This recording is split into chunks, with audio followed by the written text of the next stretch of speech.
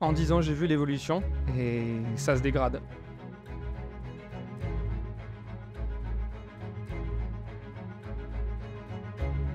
On a divisé par 2 la quantité de corail présent sur nos récifs depuis 2007. Il n'y a pas moyen de les sauvegarder? Il y a des essais, c'est très incertain.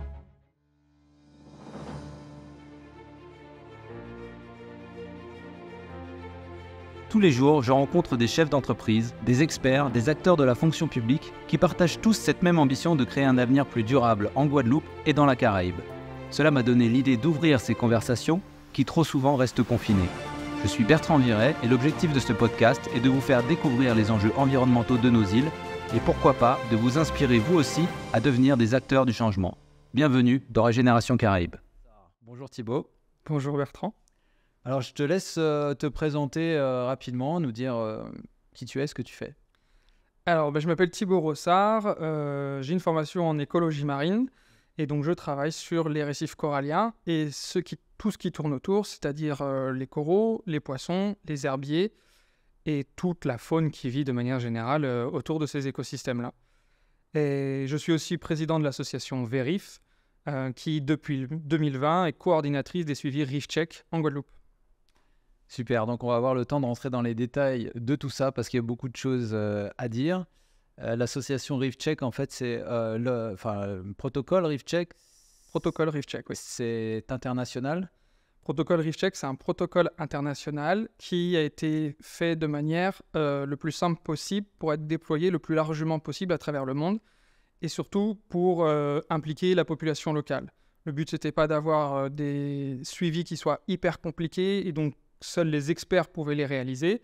En le simplifiant et en facilitant l'accès à ce protocole-là, et partout à travers le monde, les gens peuvent participer. Et donc du coup, on a des données qui viennent de partout dans le monde, alors qu'autrement, on avait des données très localisées là où se trouvaient les experts. Et donc, en Guadeloupe, l'association VERIF s'est inscrite auprès de l'association, le protocole ReefCheck. Et du coup, on est coordinateur, donc on organise une fois par an une mission de suivi des récifs coralliens avec l'association. D'accord, et donc tout le monde peut y participer, à la réserve qu'il faut, la plupart du temps, être plongeur. Oui, c'est ça, c'est tout le monde, sans condition de connaissance préalable sur les récifs coralliens, mais il faut quand même être plongeur, au moins niveau 2, puisque c'est bien d'être un plongeur qui est autonome et qui sache gérer sa flottabilité pour pas plus abîmer le récif qu'il ne l'est déjà. D'accord. Niveau 2, ça veut dire quelle profondeur? Alors un plongeur niveau 2 peut aller jusqu'à 40 mètres encadré d'un moniteur ou 20 mètres en autonomie. Dans le cadre des suivis ReefCheck, on ne dépasse jamais 12-13 mètres. D'accord, mais c'est plus la technicité qui est là. C'est plus le fait d'avoir un plongeur qui soit à l'aise dans l'eau, puisqu'on a des plaquettes, on va suivre un transect, il va falloir noter, et donc il faut que la flottabilité ou tous les réflexes de plongée soient déjà acquis pour que la personne soit déjà à l'aise, puisse écrire sans gérer son palmage, son gilet de gonflage, etc. C'est comme une super excursion touristique, quoi, finalement. C'est ça, c'est un peu ça. C'est une découverte des récifs coralliens avec un petit plus découverte de la biologie, de l'écologie et en apprendre un peu plus sur l'état de santé des récifs en Guadeloupe et leur évolution, les menaces qui pèsent sur eux, etc. Ouais, alors ça, on va en parler après en détail. En gros, quand vous partez, donc on s'engage quoi pour une excursion d'une journée ou plusieurs jours? On fait ça sur une grosse matinée. Ouais. Donc, en général, le matin, on se donne rendez-vous au port, au ponton, ça dépend de la station. On fait en partenariat le plus possible avec les clubs de plongée qui sont présents sur la zone, Ouais. donc pour les impliquer. Généralement, c'est le club de plongée qui fait appel aux bénévoles pour nous, puisqu'en fait, ça lui permet de mobiliser ses clients fidèles, réguliers, et leur proposer une nouvelle activité de découverte des récifs. Au sein du club, on fait une petite formation qui dure 2 heures, 2 heures et demie, où on présente le protocole, ce qu'il va falloir faire sous l'eau et les tâches de chaque bénévole. Et après, on part plonger dans la foulée et on revient vers 13 heures. D'accord. Une grosse matinée. Super. Donc ça, c'est des données qui sont récoltées, qui sont mutualisées avec celles du monde entier. Oui. Donc, elles sont accessibles au grand public? Oui. Les données récoltées en Guadeloupe sont accessibles au grand public et nous, nos données sont envoyées à la DEAN, donc, qui les conserve et qui fait une synthèse après de toutes les années de données disponibles. Et en plus de les envoyer à l'ADL en Guadeloupe, on les envoie aussi à ReefCheck US, États-Unis, qui, eux, vont compiler toutes les données reçues chaque année de chaque antenne ReefCheck à travers le monde. Ok. Dans la Caraïbe, il y en a d'autres? Alors, il y a une antenne ReefCheck en Martinique, avec la Sommaire. Il y a une antenne ReefCheck à Saint-Martin, gérée par la réserve. Et à Saint-Barth, on fait un partenariat Verif avec l'Agence territoriale de l'environnement pour faire les suivis ReefCheck là-bas. D'accord. Et les îles anglophones, t'es au courant ou pas? Alors, les îles anglophones, pas toutes. Je sais qu'il y en a dans les îles Vierges, les Bahamas, etc. Je ne sais pas s'il y en a en Dominique, à Sainte-Lucie et les autres îles. J'imagine que l'état des coraux sont à peu près la même chose dans toute la Caraïbe, non? Où il y a des variations? Non, il y a des variations. Je ne connais pas les récifs de toute la Caraïbe. Je n'ai pas fait toutes les îles du nord au sud. Juste, je sais qu'il y a quelques variations dans certaines îles avec des endroits qui sont préservés et d'autres qui le sont beaucoup moins. Bon, bah alors du coup, ça nous amène au vif du sujet. Les coraux, ces derniers temps, on en a beaucoup entendu parler parce qu'il y a une grosse crise de blanchiment de coraux. Il y a la température de l'eau qui était en cause essentiellement, mais il y a d'autres pressions, j'imagine la pollution. Tu peux nous parler de ça? Parce que en dehors aussi, tu l'as dit rapidement, mais de ta casquette de président de Verif, tu es aussi écologue, donc tu fais des inventaires de fonds marins pour des études d'impact ou autres. Exact, voilà. En dehors des suivis ReefCheck, c'est mon travail de faire des inventaires, des suivis, de travailler sur les récifs coralliens. Et donc, quand il y a des épisodes de maladie, des épisodes de blanchissement, comme ça a été le cas ces derniers mois, je peux intervenir selon les missions, selon les besoins, pour faire un état des lieux de ce qui se passe. D'accord. Donc, quels sont déjà l'état des lieux, en fait? À quoi ça ressemble?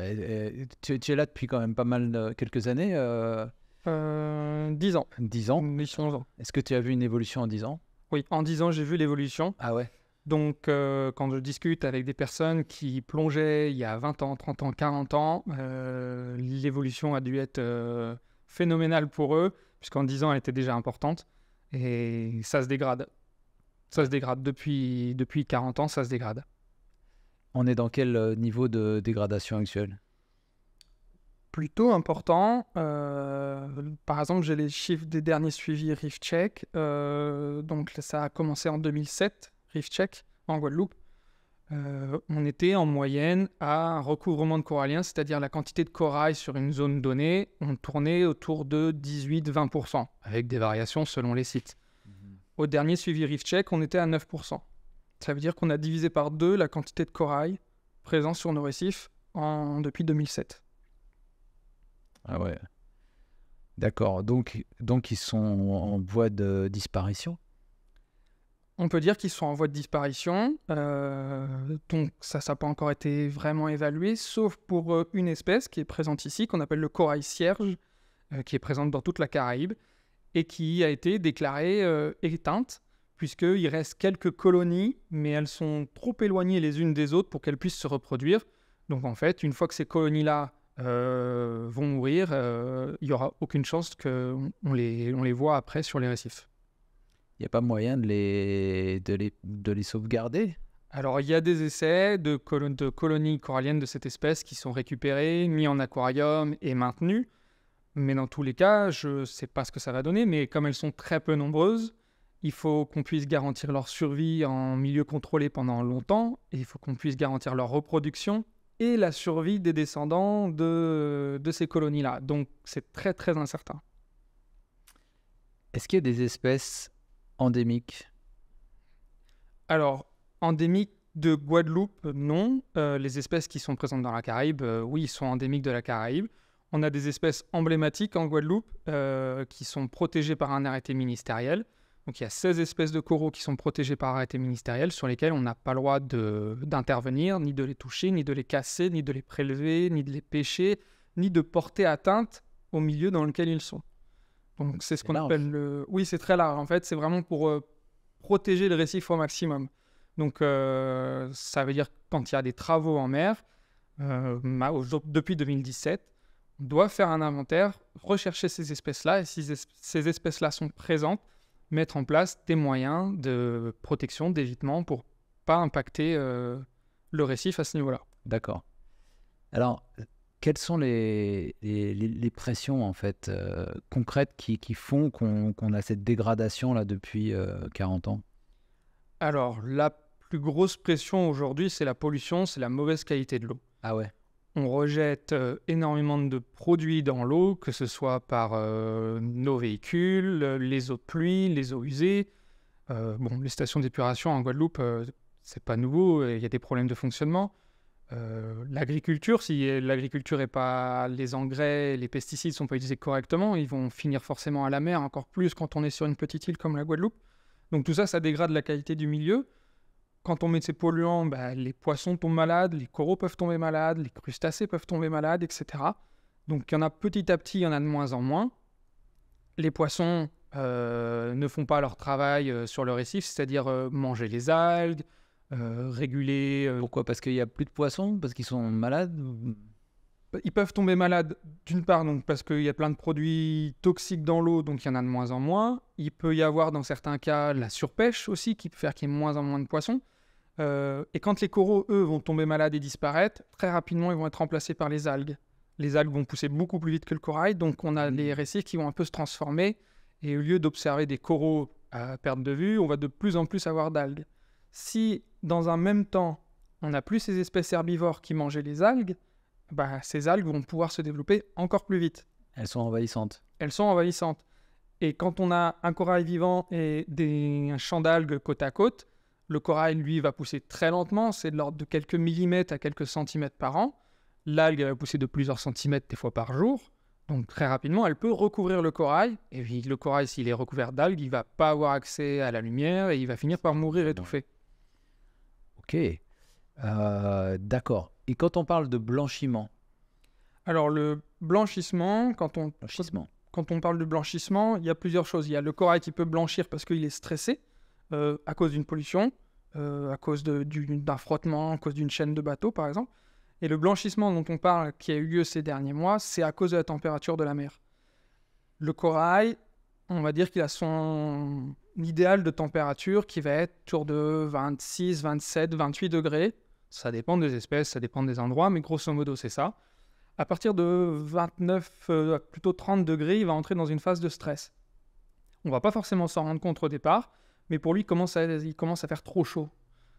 Si cette température continue d'augmenter, comme c'était le cas, elle est dépassée les 30, elle a même atteint 31, elle est dépassée 31, presque 32 degrés dans certaines zones peu profondes. Ouais. Là, ça devient vraiment trop pour lui. Le corail stresse, son fonctionnement interne, sa biologie ne fonctionne pas correctement.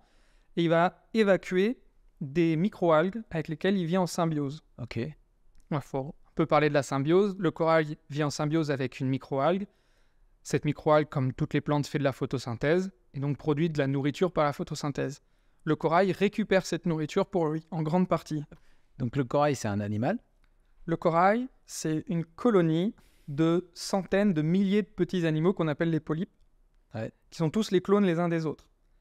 Et à l'intérieur... Ils ont tous la même génétique? Ils ont tous ces petits polypes, ils sont des clones les uns des autres, donc génétiquement, ils sont pareils.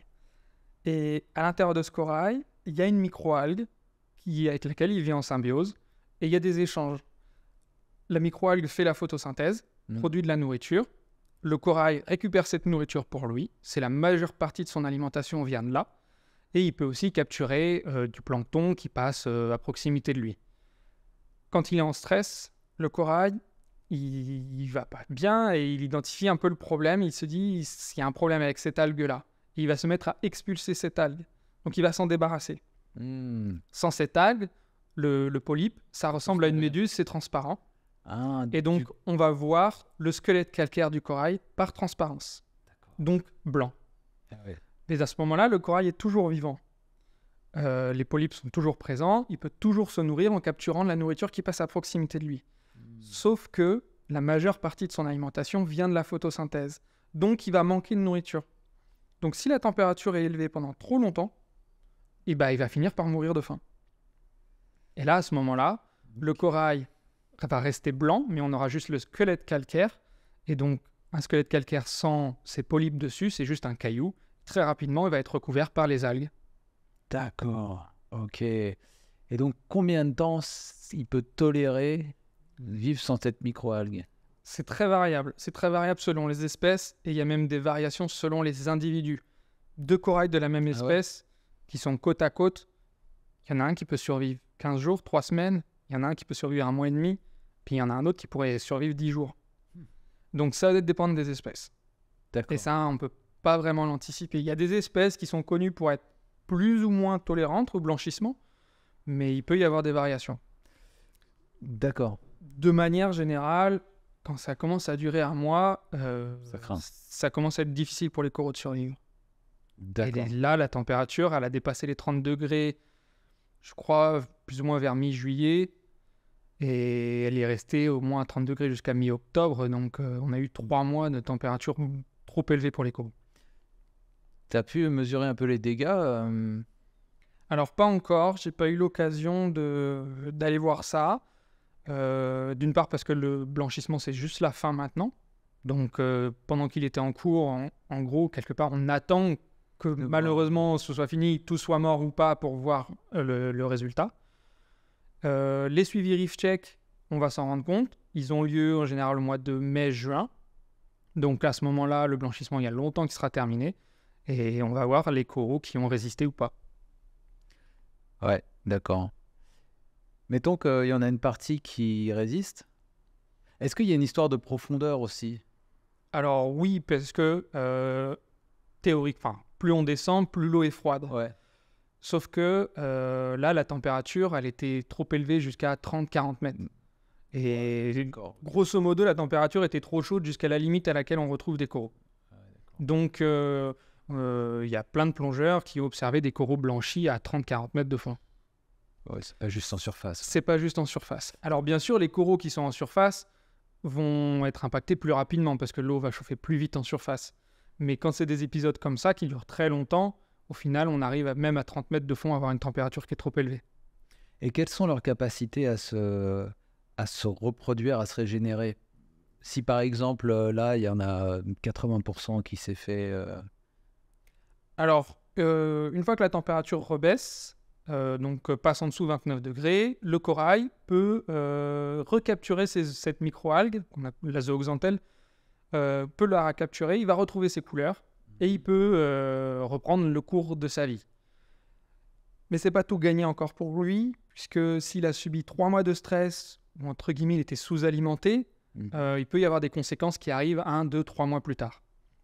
Donc rien n'est gagné, même si y en a pas mal qui récupèrent encore des couleurs maintenant, c'est toujours en cours, rien ne dit qu'il va survivre à l'année 2024. Qu'il a été fragilisé. Qu'il n'a pas été fragilisé, puisque du coup il était dans une période où il n'avait pas assez de nourriture, très stressé, donc il peut attraper des bactéries, des virus, des maladies, il peut y avoir plein de choses qui se passent pendant cette période-là, et qui vont avoir des conséquences dans les mois à venir. On a déjà eu des épisodes comme ça de forte chaleur dans d'autres endroits du monde Oui, il y en a eu en Guadeloupe, il y en a eu qui sont très médiatisés en Australie sur la Grande Barrière de Corail, il y en a un peu partout dans le monde. Ce qu'on constate, c'est qu'il y en a de plus en plus fréquemment et de plus en plus fort. Donc, première pression, c'est la qualité des eaux, en tout cas en ce qui nous concerne. Deuxième pression, la température. Et là, pour le coup, on ne peut pas faire grand-chose. C'est difficile puisque ce problème de température, c'est le phénomène de réchauffement climatique. Donc, c'est un phénomène mondial. Donc, ce qu'on peut faire, ça ne va pas avoir un impact au niveau de la Guadeloupe, mais ça va avoir un impact au niveau mondial, en fait. Donc, ce qu'on peut faire, c'est toutes les recommandations qui sont données sur Internet, dans les médias, par le GIEC, c'est-à-dire faire attention à nos transports, à nos habitudes, notre alimentation. Carbone, pour éviter le réchauffement climatique. C'est ça, pour éviter toutes les actions qui vont limiter le réchauffement climatique, vont pouvoir limiter le réchauffement de l'eau. D'accord. C'est tout ce qu'on peut faire, et puis ça, c'est sur du long terme, et c'est hypothétique. Ouais, c'est ça, c'est sur du très long terme. Ouais. Ok, il y a une question que je n'ai pas posée, qui est un peu naïve, mais je suis sûr qu'il y en a qui se posent la question. Ça sert à quoi un corail dans la vie? À part d'être beau, C'est comme tout animal. À quoi sert un escargot? À quoi sert un papillon? À quoi servent tous les animaux? Tous les organismes vivants ont une fonction dans un écosystème. Il y en a qui pollinisent les plantes, il y en a d'autres qui recyclent les déchets. Dans un récif corallien, les coraux servent à fournir de la nourriture. Il y a certaines espèces qui se nourrissent de corail. En grandissant et en faisant un squelette calcaire, ils vont construire une barrière. Cette barrière va créer plein de cachettes, plein de tunnels, plein d'interstices qui vont servir d'abri pour les poissons. Donc des petits poissons qui vont se mettre à l'abri des prédateurs, donc ils vont s'en servir comme habitat. Il y a des poissons qui vont venir se reproduire, des poissons qui vivent au large, des poissons pélagiques qui vivent en pleine eau, qui peuvent se rapprocher des eaux moins profondes et des récifs coralliens pour se reproduire. Comme ça, les petits, quand ils vont naître, seront dans un milieu abrité, protégé, plein de nourriture, avant de repartir au large une fois adultes. Et puis les récifs coralliens, en faisant une barrière, protègent les littoraux, et ça, c'est un intérêt plutôt pour nous, au niveau de l'homme, de l'humain, puisque ça nous protège des houles, ça protège des tempêtes, etc. Ouais. Si on n'a pas de corail vivant, on va juste avoir une barrière de cailloux qui va s'éroder au fil du temps. Et puis petit à petit, il y aura de plus en plus de vagues qui vont passer par-dessus et on aura de plus en plus de submersions et d'inondations. Et on va perdre nos lagons bleu turquoise On risque peut-être, oui, de perdre nos lagons. à la longue. Parce qu'un récif corallien mort est un récif qui va finir par s'éroder et qui va... Et on aura juste un fond rocheux tout plat, tout lisse. Donc pas de cachette, pas de nourriture, il n'y aura plus de poissons. Ouais. Pour revenir sur l'impact principal là, qui est la qualité des eaux, en Guadeloupe, on a un gros problème d'assainissement avec des programmes quand même en cours, je le vois au niveau des résidences collectives, etc., de réhabilitation de stations de traitement et autres. Il y a un sujet qui est encore très peu traité, mais tu l'as évoqué, c'est pour ça que je rebondis là-dessus, c'est les eaux pluviales. Les voitures, la pollution, en fait, est-ce qu'on a une idée, est-ce qu'il y a des études ou des proportions qui parlent justement, par exemple, de la pollution des hydrocarbures qui arrivent sur les eaux pluviales, sur les coraux, ou pas forcément, c'est plus quelque chose qu'on sait, mais... Non, je connais pas d'études qui ont mesuré l'impact de la pollution dans les eaux pluviales sur les récifs coralliens. J'en parlais plutôt comme une source de pollution supplémentaire qui arrive dans le milieu sur les récifs. Ouais. Effectivement, les stations d'épuration, il y a des programmes en cours pour améliorer tout ça. Le problème des stations d'épuration, c'est qu'il y a des alertes qui sont données depuis au moins 10 ou 15 ans. Quand je suis arrivé il y a 10 ans, j'ai déjà entendu dire qu'il y avait un problème de station d'épuration et il y a toujours les mêmes problèmes 10 ans plus tard. Donc quand on sait que c'est long à mettre en place, c'est long à mettre aux normes et améliorer ce truc-là, et on a déjà pris 10 ans de retard, au moins 10 ans de retard. Donc en plus, on rajoute effectivement les hydrocarbures des véhicules et les engrais, les pesticides, etc. C'est un tout. Ouais, c'est un tout, ouais, exactement, c'est ça. Il y a une image que j'aime bien, il y a certaines communes littorales qui ont commencé à faire ça, de mettre sur les grilles d'égout, je ne sais pas si tu as déjà vu ça, l'océan commence ici. Oui, j'ai déjà vu ça, oui. Et alors, j'en ai pas vu en Guadeloupe, peut-être... J'en connais pas en Guadeloupe non plus. Mais je trouve ça intéressant parce que souvent, on se rend pas compte, on est en centre-bourg, toutes nos communes sont littorales quasiment, et on jette un truc dans la rue, un papier ou machin, et ben ça se retrouve direct dans la mer. Hein. Ah oui, quand on est sur une petite île, ça va très très vite. Quand on est sur un grand continent, en métropole, quand on habite au centre de la France, on s'en rend pas compte forcément que nos déchets vont finir en mer. Quand on est en Guadeloupe, le déchet, il va très très vite en mer. Avec du vent, avec la pluie, un caniveau qui se déverse en mer. Donc tous les fossés mènent à la mer.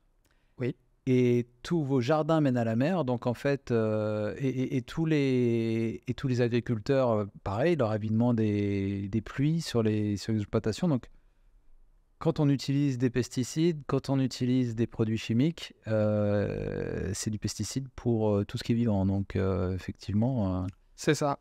Et quand on utilise des engrais à outrance, mal contrôlés, ces engrais ils finissent en mer. Si ils favorisent la pousse des plantes à terre, les engrais favorisent aussi la pousse des plantes en mer, donc des algues. Et donc, en plus de ça, les algues vont pousser plus vite parce qu'elles reçoivent des engrais. Les coraux, les engrais, ils en ont rien à faire. Ouais. Donc, ils vont juste se retrouver encore plus désavantagés qu'ils ne le sont. Donc, c'est encore un point négatif pour les coraux. Ouais, d'accord. Ok. Donc, dans tout ça, Bon, ça, on peut jouer là-dessus, nous, quand même. Oui. On a une action directe sur la principale cause.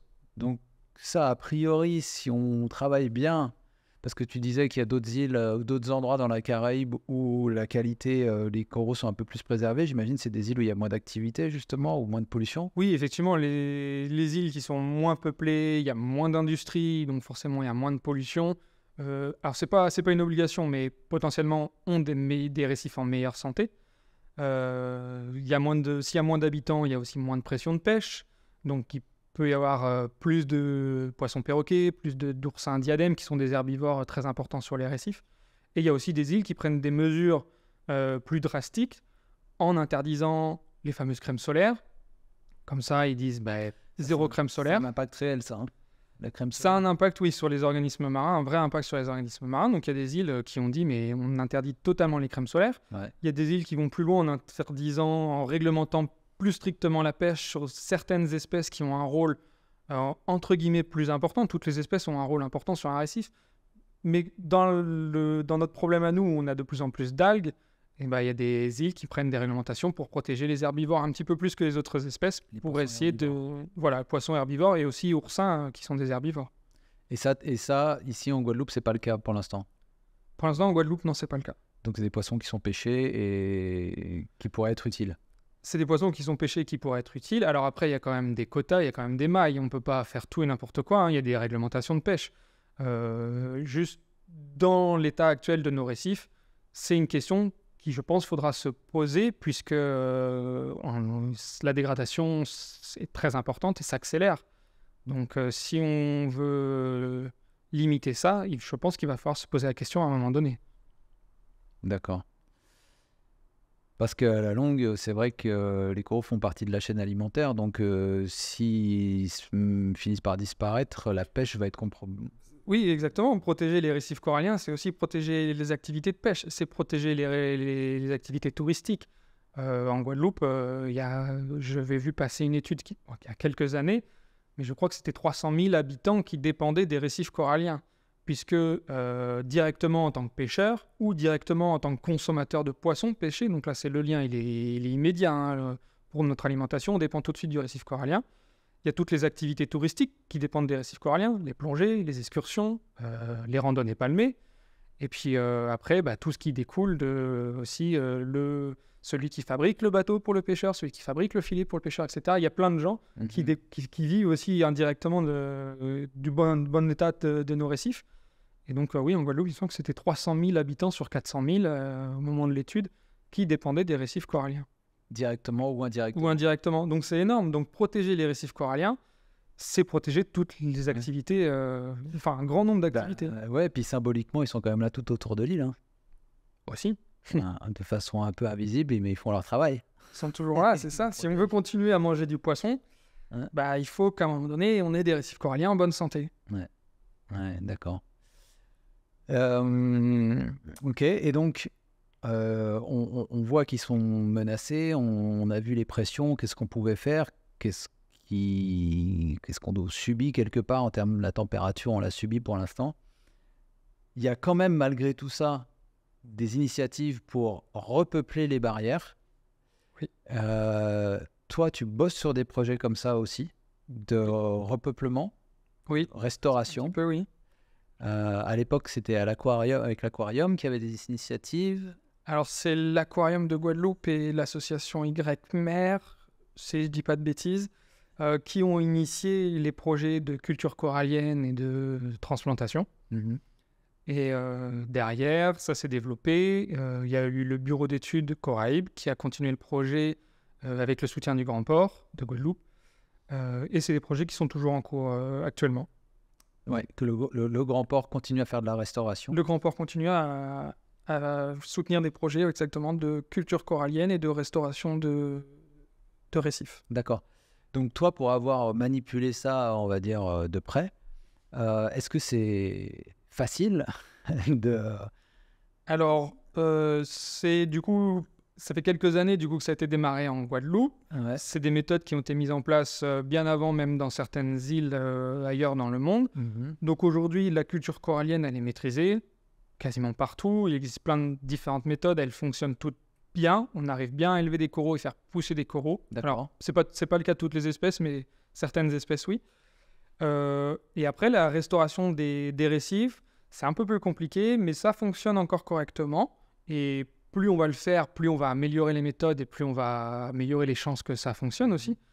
Les conditions pour ça aussi, c'est que derrière, il faut que c'est un écosystème et il y a plein de choses qui interviennent dans l'écosystème. Donc, juste mettre un corail, ça va pas sauver l'écosystème. Non. Si je mets mon corail, il faut aussi qu'il soit dans les bonnes conditions. C'est-à-dire qu'il ne faut pas que mon récif soit envahi par les algues. Il faut aussi que j'ai des poissons herbivores. Il faut que j'ai des crustacés. Il faut que j'ai tout ça. Il ne faut pas que si je mets un corail et que juste derrière, où je suis en face d'un rejet d'eau usée, ça n'a aucun intérêt. Donc, tout ça, il faut que ça fonctionne ensemble. Si on replante du corail, on restaure un récif. Il faut aussi qu'en même temps, on travaille pour améliorer la qualité de l'eau et diminuer toutes les pressions qu'il y a sur le récif. Oui, évidemment, d'accord. Il y a j'imagine, des taux de succès, des taux de survie des coraux qui sont implantés ou... Oui, en général, à chaque fois qu'il y a un programme de restauration, peu importe où dans le monde, il y a un suivi qui se met en place pour vérifier si ça a fonctionné.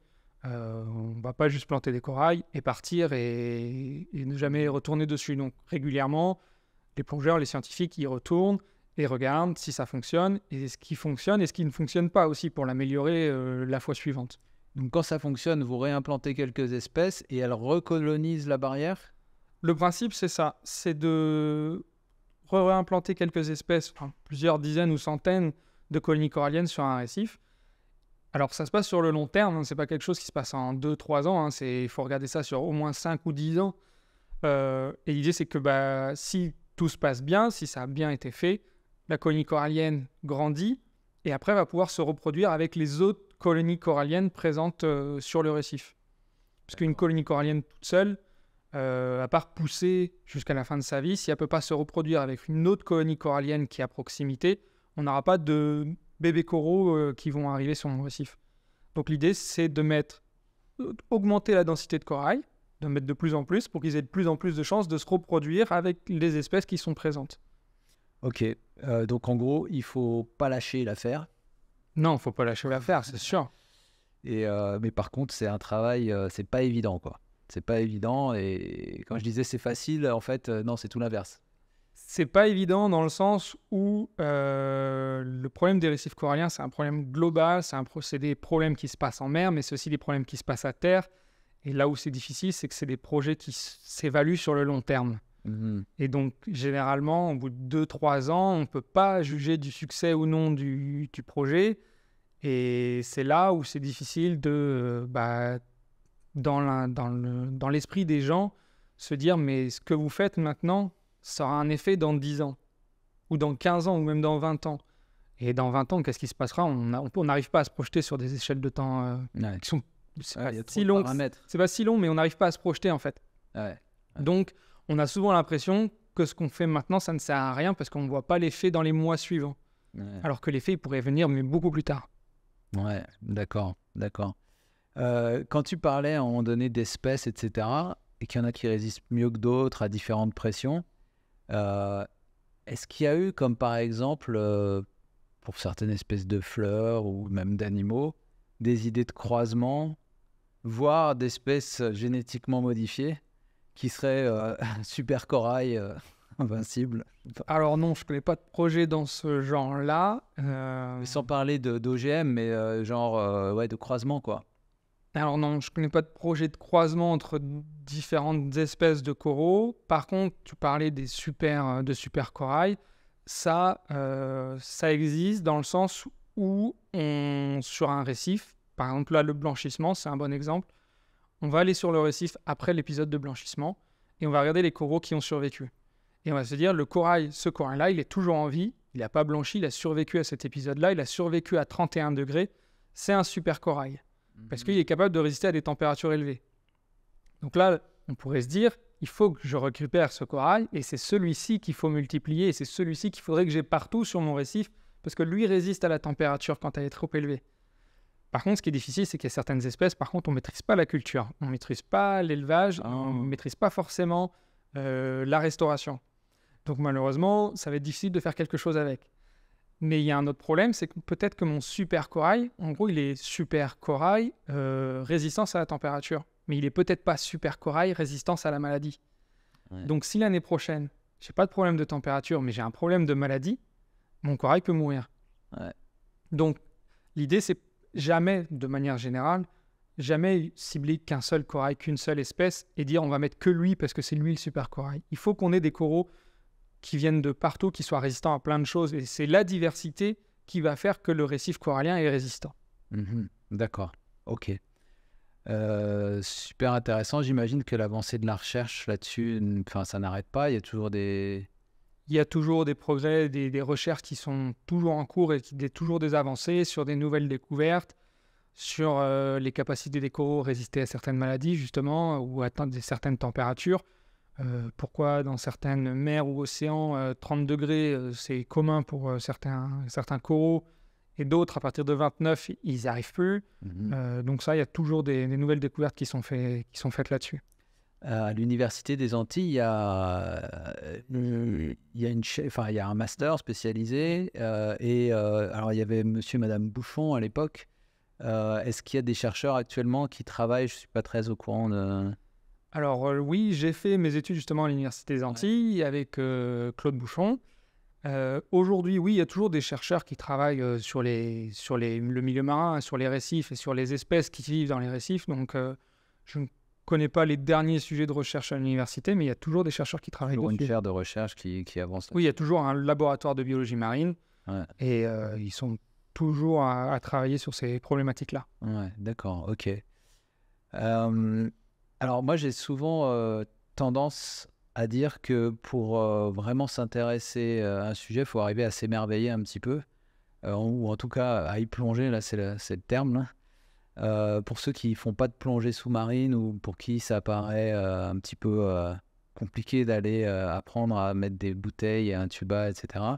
Est-ce que tu aurais un documentaire ou un bouquin à nous conseiller?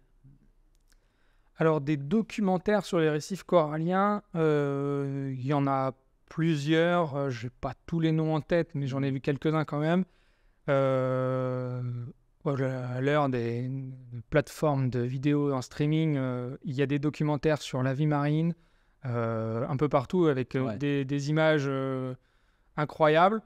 Alors, un des problèmes des documentaires, c'est qu'ils montrent toujours le plus incroyable qui n'ait jamais existé et ce n'est pas forcément ce qu'on voit. Mais par contre, il existe aussi des documentaires qui sont un peu différents où ils vont se focaliser sur des espèces en particulier et ils vont montrer le comportement de cette espèce-là. Il y en a un, je crois, qui s'appelle My Octopus Teacher. My Octopus Teacher. Ouais. Et donc, c'est un nageur apnéiste qui rencontre un poulpe dans ses sorties natation et qui le rencontre à chaque fois. Et on observe, alors je crois que ça se passe sur une année, les différents comportements du poulpe. Et c'est là où on voit que c'est des animaux intelligents et que ce n'est pas juste une masse d'individus au fond de l'eau, enfin de poissons au sens large du terme. Hein. Une masse de poissons, on ne les voit pas, on les remonte par centaines de tonnes, milliers de tonnes dans des filets sans faire la différence. Et donc c'est là où on voit justement le comportement individuel de ces animaux-là. Il y a une bande dessinée aussi qui est très intéressante, j'ai oublié le nom, qui parle justement des comportements incroyables des poissons et des organismes marins, et qui fait un point sur le fait que les poissons nettoyeurs ont des capacités de mémorisation au moins équivalentes à un enfant de 3-4 ans, voire des capacités au moins égales à celles d'un chimpanzé. Wow. Le poisson nettoyeur est capable de reconnaître les poissons qui nettoient, est capable de reconnaître les habitués qui viennent se faire nettoyer par ce poisson-là. Il est capable de reconnaître les nouveaux clients, entre guillemets, avec lesquels il va être plus gentil, puisque du coup, potentiellement, c'est une source de nourriture pour le poisson nettoyeur. Nettoyer des pieds des humains? Non, nettoyeur d'autres poissons. Pardon. Parce qu'il y a ça aussi. Oui, il y a ça aussi. Oui, non, là, c'est... Tu me parlais de clients. Non, le poisson nettoyeur, il a un coin de récif sur lequel il ne va pas trop bouger. Et les plus gros poissons vont venir sur ce coin de récif-là se faire nettoyer. En gros, c'est se faire déparasiter. Ouais. Et donc, pour le poisson nettoyeur, c'est une source de nourriture. Et pour le plus gros poisson qui vient se faire nettoyer, bah, c'est se faire un déparasitage gratuit. Donc c'est hyper intéressant pour les deux. Et donc les poissons nettoyeurs reconnaissent les poissons qui viennent régulièrement se faire nettoyer et reconnaissent les nouveaux poissons qui viennent. Et donc il adapte son comportement avec un ancien client dans sa station de nettoyage ou avec un nouveau client. Waouh. Et donc un nouveau client va être plus gentil parce qu'il va vouloir qu'il revienne, alors qu'un ancien client qui est habitué, il va prendre un peu moins de précautions. Ah ouais. Donc il y a vraiment des comportements. Alors je retrouverai le nom de cette PD. Ouais, on donnera le nom. Ouais. Je te la ferai passer. Ouais. Mais c'est super intéressant et on se rend compte que c'est pas juste des animaux entre guillemets sans cervelle et qu'on a souvent parlé du poulpe comme animal marin très intelligent, mais il y a aussi énormément de poissons et de crustacés énormément intelligents, très intelligents. Et ouais, et donc ça c'est une idée reçue, tu sais, avoir un QI de poisson. Tu sais, on dit souvent les poissons n'ont pas de mémoire, n'ont pas de. D'ailleurs, les poissons ne sentent pas la douleur. Je crois que c'est même une connerie ça. Ah oui, bah aujourd'hui on se rend compte c'est fini pour quasiment tous les groupes d'espèces, c'est fini. Tous les organismes ressentent la douleur. Enfin, les études vont aller dans ce sens-là de plus en plus. Et ça, c'est des idées reçues aujourd'hui. Oui, on sait que c'est totalement faux. Donc il y a des poissons qui sont aussi intelligents que des chimpanzés, quoi. Ah oui, en termes de capacité de mémorisation, de comptage, de reconnaissance des couleurs, des formes. C'est hallucinant. Ok. Voilà. Et un des problèmes aussi, c'est souvent, quand on parle des poissons, quand on parle d'animaux terrestres, on va dire un élevage de n'importe quel animal, il a 1000 ou 2000 têtes, ou on va parler on va compter les individus, on va dire il a 1000 animaux. C'est vrai. On va pas dire il a 300 tonnes de poules. Oui, c'est vrai. En poisson, on va jamais compter les poissons. On va pas s'intéresser au nombre de poissons, on va dire il a pêché 300 tonnes de poissons, il a pêché 10 000 tonnes de poissons. Mais du coup, 10 000 tonnes, on ne sait pas ce que c'est 10 000 tonnes. On ne sait pas s'il a pêché 1 million de poissons ou 1 milliard de poissons. Et en fait, c'est comme c'est l'éducation, au final, ça progresse, mais c'est comme ça qu'on a appris les choses. Et on ne se rend pas compte de ce que c'est 10 000 tonnes de poissons. On n'individualise pas les organismes marins. On met tout ça dans un gros panier, on pèse tout ça, et puis basta, on va faire du poisson surgelé. D'individus, quoi. Ouais. On ne sait pas. Peut-être 1 million d'individus qui sont pêchés. Waouh, je vois les choses différemment là. Voilà, en fait, bon, c'est justement, il faut regarder ce genre de reportage et lire ce genre de livre, puisque du coup, c'est pas comme ça qu'on a été. Moi-même, hein, c'est pas comme ça que j'ai été éduqué et que j'ai appris à l'école. Hein. Non, puis on n'est pas autant les animaux terrestres, on peut être en contact. On peut observer une vache dans un champ facilement. On peut observer un oiseau, des oiseaux. Mais les poissons, faut déjà plonger, faut rester longtemps pour les observer, parce que c'est pas parce que tu en vois comme ça 2 en PMR que... C'est ça, on est moins en contact déjà avec les animaux marins qu'avec les animaux terrestres. Et puis on s'identifie beaucoup plus déjà à un mammifère qu'à un poisson. Alors les oiseaux, on peut arriver à s'identifier parce qu'on les côtoie plus ou moins tout le temps, mais les insectes, très difficile de s'identifier à des insectes ou à des reptiles. Donc les poissons, c'est un peu le même ordre d'idée. Ça me fait penser, tu sais, les gens qui s'identifient à... Peut-être, hein. Je m'identifie à un insecte. Peut-être. Ça viendra. Mais les gens qui ont eu des animaux domestiques, etc., se rendent compte qu'avoir 2 chats, c'est pas avoir un chat, c'est 2 chats avec des personnalités différentes, comme les chiens, comme toutes sortes d'animaux. Tous les animaux ont des personnalités différentes. Tout à fait. Ouais. Les poissons, on a un peu de mal à s'en rendre compte. Et puis, quand on a un poisson rouge dans un bocal, le pauvre, il est tellement loin de son milieu naturel qu'on peut difficilement se rendre compte de son comportement ou de sa personnalité. Ouais. Mais en mer, on a rarement le temps d'observer le même individu suffisamment longtemps pour s'en rendre compte. Donc, My Octopus Teacher, ça permet de le voir un petit peu. Ouais, ça permet de le voir un petit peu. C'est le nom que j'ai en tête. Je ne retrouve pas le nom de la BD. Bah, on le rediffusera après. On fera un petit extrait pour ça. Mais écoute, super intéressant. J'ai appris plein de choses. Cool. Pourtant, je pensais tout savoir. Non, vraiment pas, mais super. Donc, si on veut suivre ce que vous faites avec l'asso, vous avez un site, Il y a une page Facebook de l'association, Vérif. Il y a une page Instagram aussi. Ouais. Bon, on n'est pas assez moderne pour tenir ça à jour tous les jours, hein, mais on diffuse des infos essentielles dessus. Il y a un site internet avec une adresse mail pour nous contacter, même via Messenger, etc. Il n'y a pas de souci. Hein. Super. Bon, on mettra tout ça dans les descriptifs. Comme ça, ceux qui veulent se motiver à participer pourront le faire. Avec plaisir. Et puis, écoute, merci beaucoup d'être venu. Merci de m'avoir invité. Et bonne chance pour tous les travaux de restauration notamment qui sont en cours. Merci. Merci à tous d'avoir suivi cet épisode. J'espère que ça vous a plu, que vous avez appris plein de choses, que vous vous sentez plus proche des poissons maintenant. N'hésitez pas à vous abonner à la chaîne, à nous diffuser, partager, ça nous aide. Et je vous dis à bientôt pour un prochain épisode. Écoute, Régénération Caraïbe, le podcast.